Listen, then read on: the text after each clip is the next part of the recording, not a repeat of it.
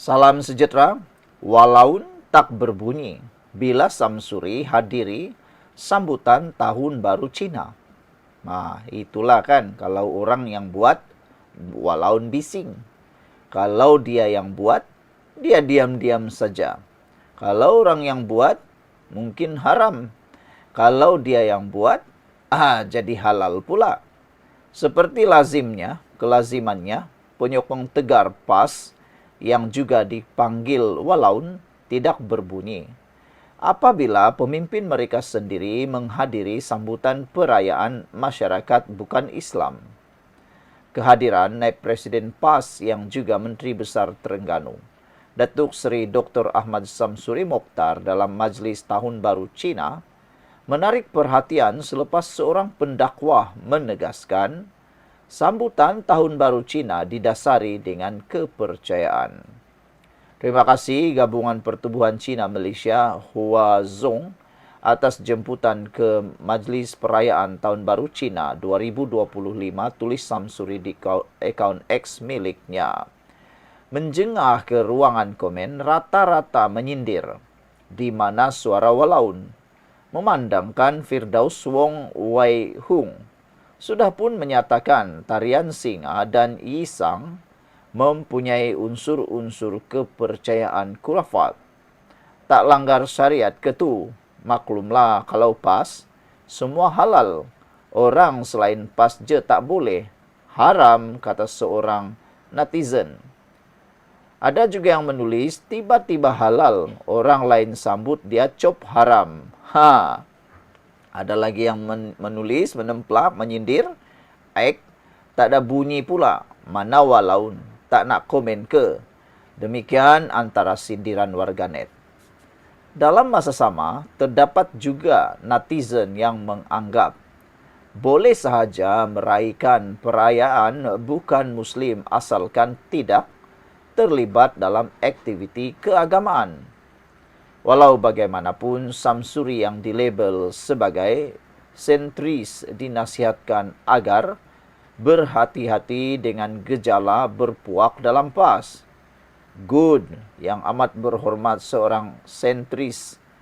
Perkara mudah dalam hidup jadi sukar bila kumpulan writers and leftists dalam PAS buka mulut. Hati-hati YB. Dalam PAS, sentris dilabel sebagai pro-DAP. Tulis pengguna X Abdul Aziz bin Abdullah. Saudara-saudara sekalian, itulah dia yang berlaku hari ini. Apabila diseru di mana walaun tak berbunyi bila Samsuri hadiri sambutan Tahun Baru Cina. Saudara-saudara sekalian, terdahulu sebelum itu, pemuda DAP telah pun menyekolahkan Akmal Saleh agar berpolitik secara baik. Ketua Pemuda UMNO, Datuk Dr. Akmal Saleh diingatkan bahawa bukan parti beliau sahaja yang mempunyai prinsip menjaga agama, bangsa dan tanah air, tetapi parti-parti lain termasuk DAP juga mempunyai prinsip sedemikian. Penolong Setiausaha Publicity DAP SY Kebangsaan, Syahera Ghaffar berkata, sungguh pun DAP dan UMNO berlainan parti politik, namun asas dan tujuan parti-parti politik yang wujud di Malaysia ini tidak banyak bezanya. Saya ingin mengajaknya untuk beringat bahawa UMNO sama juga dengan DAP serta parti-parti politik lain memainkan peranan mempertahankan kemerdekaan dan kedaulatan negara ini. Kita sama-sama mahukan keamanan, kemerdekaan dan kedaulatan yang selama ini kita rasa berterusan, katanya lagi.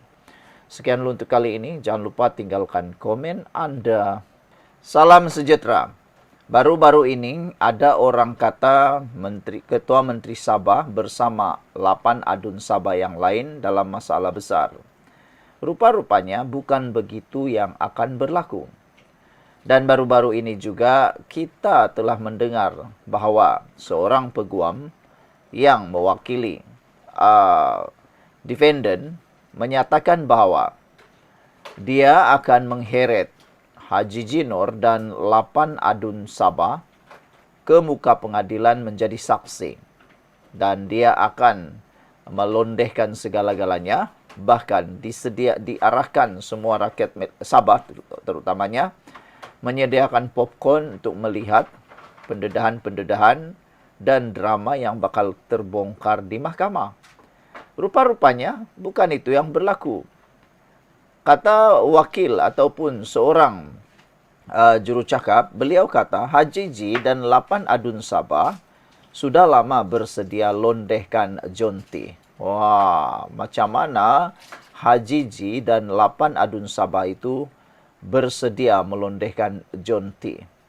Sebenarnya, benarkah Haji G dan 8 adun ini sebenarnya hanya disabotaj serangan semata-mata? Biasalah kan dalam politik ini, apa saja akan boleh digunakan untuk menjatuhkan seseorang.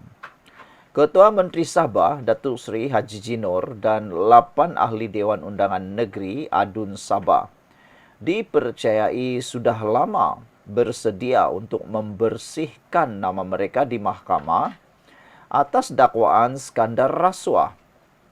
Pengerusi Gerakan Kuasa Rakyat Sabah G57, Datuk Zulkarnain Mahdar berkata, hasrat peguam Chin Tek Ming untuk mengheret mereka ke mahkamah bukan sesuatu yang perlu digentarkan.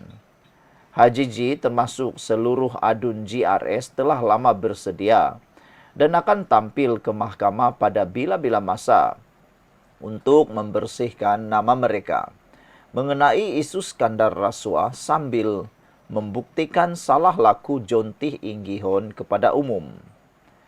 G57 berkeyakinan Sabah Mineral Management SMM mempunyai bukti amat kukuh mengenai wujudnya perbuatan salah laku semasa John T. menggalas jawatan Ketua Pegawai Eksekutif agensi itu, katanya menerusi satu kenyataan kepada Malaysia Gazette hari ini. Sabtu lalu, media melaporkan peguam John T. itu mengumumkan rancangan untuk memanggil Ketua Menteri Sabah serta 8 adun yang didakwa terlibat dalam skandal rasuah ke mahkamah.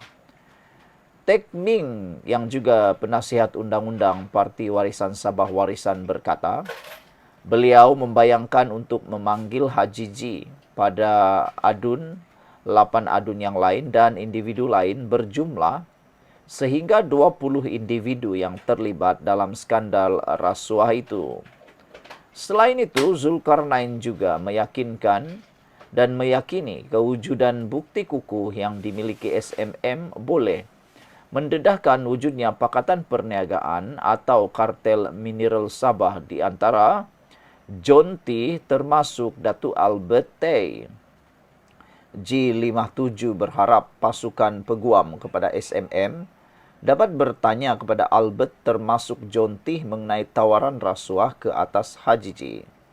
Nilainya berjumlah jutaan ringgit untuk meluluskan kontrak mineral jutaan ekar tanah tetapi telah ditolak dengan amaran yang keras oleh Haji G, katanya lagi. Wah. Jadi, rupa-rupanya menurut Zulkarnain ini, dia kata G57 berharap pasukan peguam kepada SMM dapat bertanya kepada Albert termasuk John T. mengenai tawaran rasuah ke atas Haji G. Wah, Zulkarnain kata dalam apa yang dia nyatakan ini, ada tawaran rasuah diberikan ke atas Haji G. Nilainya berjumlah jutaan ringgit untuk meluluskan kontrak mineral jutaan ekar tanah tetapi ditolak dengan amaran yang keras oleh Haji G. Wah, begitukah ceritanya? Sekian dulu untuk kali ini, tinggalkan komen Anda.